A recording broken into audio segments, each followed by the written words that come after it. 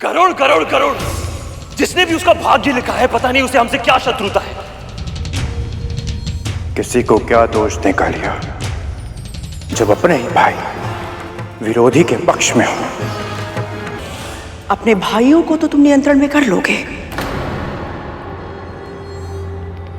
किंतु उस गरुड़ का क्या? अब तो विंता भी जानती कि मैंने उसे सूर्यलोक क्यों भेजा था। उसे मेरी चाल समझ आ चुकी है। महारानी, आपका प्रसाद। प्रसाद देने के बहाने हम पर दृष्टि रखने आई है।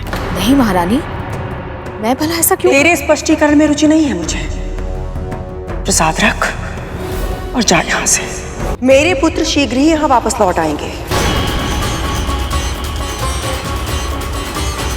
उनके स्वागत सत्कार के बाद मैं तेरे पुत्र से निपटूंगी।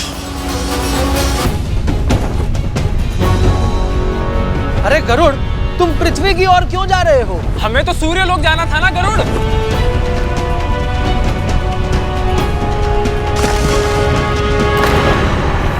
तुम्हें कहा था ना हमने कि सूर्यलोक पहुंचने से पहले कहीं मत रुकना। भैया ये भी कहा था कि तीव्र गति से उड़ो और सीधे सूर्यलोक पहुंचकर ही रुकना। मैं आप सबको सूर्यलोक लेकर नहीं जा सकता।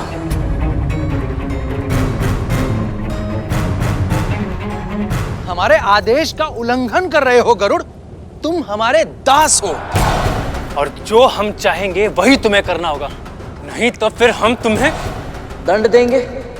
दीजिए दंड, जो दंड देना है दीजिए, परंतु मैं आप सबको सूर्यलोक लेकर नहीं जाऊंगा। आपको आभास तक नहीं है कि बड़ों के साथ कैसे व्यवहार किया जाता है। मैंने सुना था कैसे कैसे दुर्वचन कह रहे थे आप शनिदेव के बारे में, ये जानते हुए भी कि उनका जीवन इतना कष्टदायक था, आपने उनका उपहास उड़ाया। लज्जा आनी चाहिए।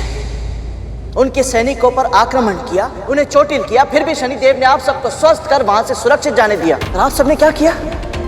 उनकी दया को दुर्बलता समझा।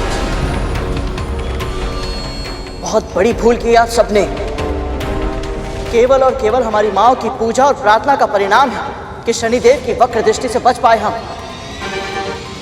परंतु अब बस, आप सभी को सुरक्षित घर पहुंचाना मेरा दायित्व है और मैं आप सभी के प्राणों को और अधिक संकट में नहीं डाल सकता।